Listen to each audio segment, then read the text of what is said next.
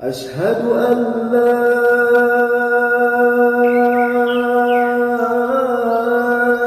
إله إلا الله.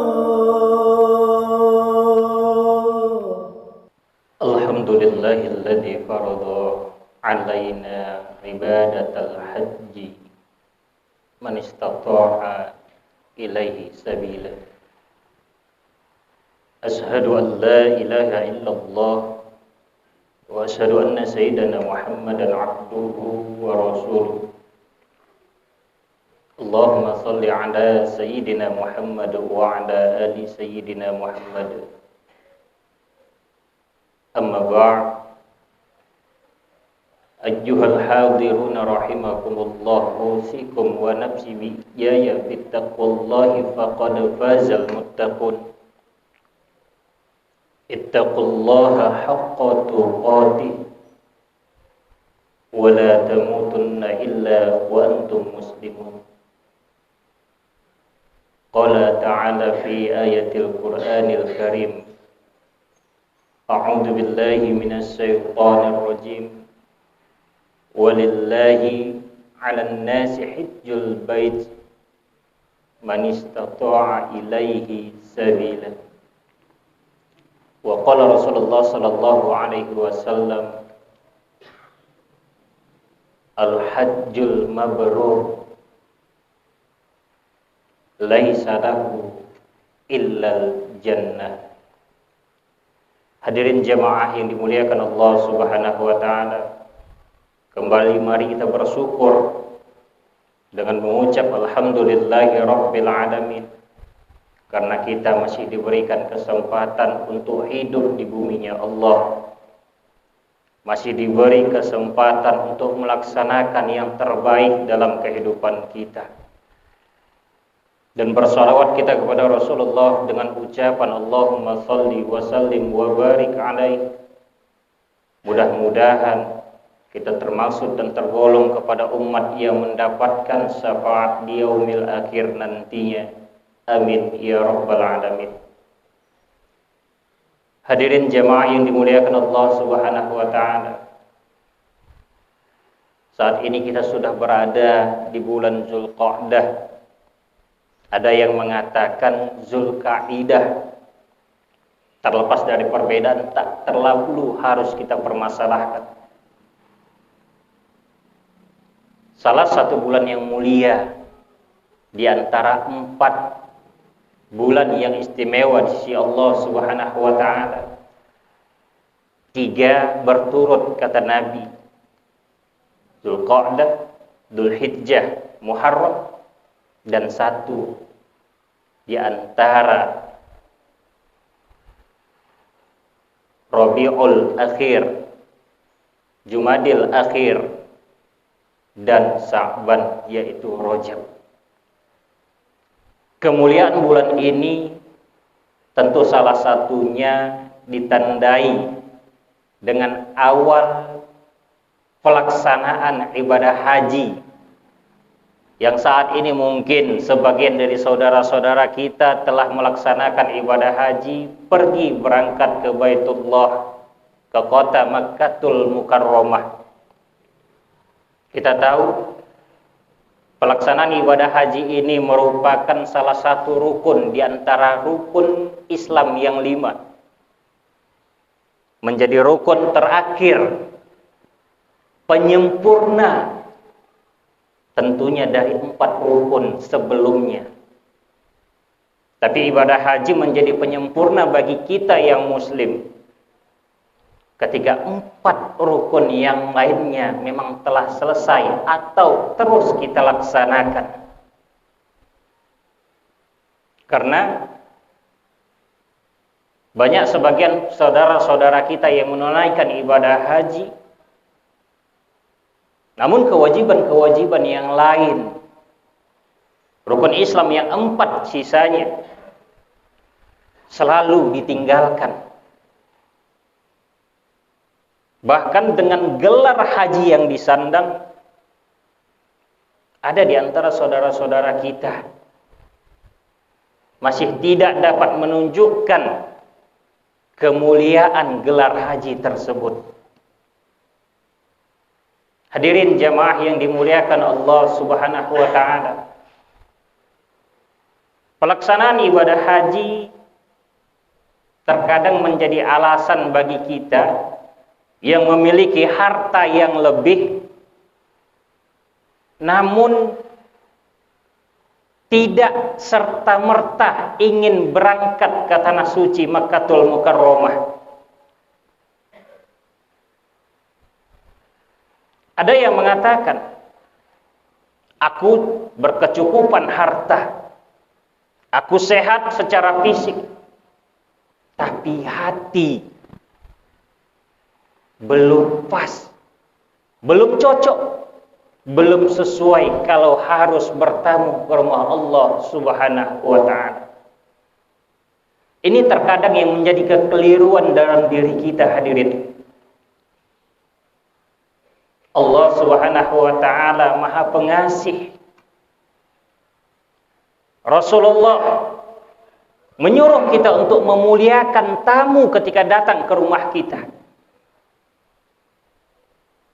Bagaimana mungkin Allah jijik, Allah enggan ketika datang hambanya memohon perlindungan kepadanya. Hadirin yang dimuliakan Allah Subhanahu wa taala. Seringkali alasan hati yang belum sesuai, hati yang belum cocok, menjadi alasan untuk enggan pergi melaksanakan ibadah haji ke Baitullah. Padahal sesuai dengan apa yang Allah katakan, apa yang menjadi amalan kita. Dzalikal kitabu la raiba fihi hudal lil muttaqin. Ketika kita sering membaca Al-Qur'an, meskipun kita tidak tahu artinya, meskipun kita tidak mengetahui makna tafsiran dari ayat tersebut, tapi senantiasa kita lazimkan hidup kita untuk terus membaca Al-Quran, kitabullah. Maka dengan sendirinya Al-Quran yang akan memberi petunjuk untuk kita. Pada akhirnya Al-Quran yang sedikit demi sedikit akan memberi bimbingan untuk kita dalam kehidupan kita. Jadi kalau alasan-alasan yang seperti khotib katakan tadi menjadi tertundanya ibadah pelaksanaan ibadah haji, maka yakinkan mulai detik ini, haji, ibadah haji yang kita laksanakan akan menjadi petunjuk mengarahkan kita kepada kehidupan kita yang lebih baik tentunya. Kata Allah Subhanahu wa taala, walillahi 'alan nasi hajjul baiti man istata'a ilaihi sabila. Allah telah memerintahkan kita, mewajibkan kita untuk melaksanakan ibadah haji, pergi ke Makkatul Mukarramah. Tapi tentunya bagi siapa yang sanggup secara harta, sanggup secara jasmani, maka ketika dua syarat ini telah ada dalam diri kita, maka hukum wajib untuk melaksanakan ibadah haji. Hadirin yang dimuliakan Allah Subhanahu wa taala, satu hikmah yang menurut khotib pada pelaksanaan ibadah haji yang menjadi tuntunan dalam kehidupan kita adalah bagaimana pelaksanaan ibadah haji dapat menjadikan hidup dalam berkeluarga menjadi keluarga yang sakinah, mawaddah, warahmah. Bagaimana kesabaran seorang istri dari Nabi Ibrahim alaihissalam harus ditinggal di tanah tandus dengan anak Ismail alaihissalam yang masih bayi, tidak nampak tanda-tanda kehidupan. Bagaimana tidak sabarnya Siti Hajar merawat putranya Nabi Ismail alaihissalam untuk menghidupi Nabi Ismail alaihissalam. Bagaimana sabarnya Nabi Ismail alaihissalam ketika Ibrahim alaihissalam menyampaikan perintah Allah yang datang melalui mimpi untuk menyembelih. Bagaimana kehidupan oleh Nabi Ibrahim dan keluarganya menghadapi sekian macam cobaan dari Allah Subhanahu wa taala. Tetap sabar dan tabah. Artinya hikmah yang terpenting dalam pelaksanaan haji, jadikan diri kita menjadi hamba Allah yang paling hina di antara orang lain, di antara hamba-hamba Allah yang lainnya, menjadi hina, paling bodoh di antara orang-orang di sekitar kita. Ketika kita sudah merasa kita yang paling hina, ketika kita merasa kita yang paling bodoh, maka mudah-mudahan kita terjauh dari sifat-sifat yang membawa kita ke dalam lembah kemaksiatan. Hadirin yang dimuliakan Allah Subhanahu wa taala. Pada akhirnya mari kita doakan saudara-saudara kita yang pada tahun ini melaksanakan ibadah haji, mudah-mudahan pelaksanaan ibadah haji mereka menjadi haji yang mabrur dan mabrurah, yang kata Rasul, laisa lahu illal jannah. Haji mabrur tidak lain dan tidak bukan balasannya hanya surganya Allah Subhanahu wa taala.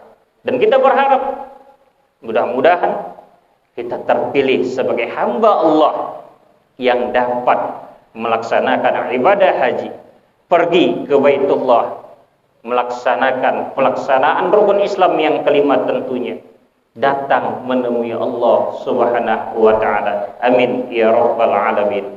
Barakallahu li wa lakum fil Qur'anil azim wa nafa'ani wa iyyakum bima fihi minal ayati wa dzikril hakim. وتقبل مني ومنكم تلاوته إنه هو الغفور الرحيم.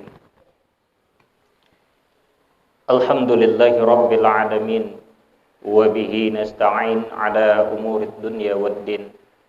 أشهد أن لا إله إلا الله وأشهد أن سيدنا محمدا عبده ورسوله.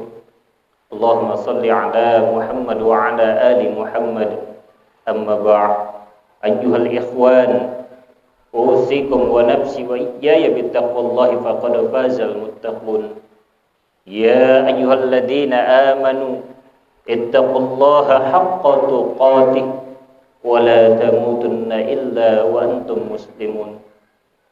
وقال في أيضا إن الله وملائكته يصلون على النبي يا أيها الذين آمنوا صلوا عليه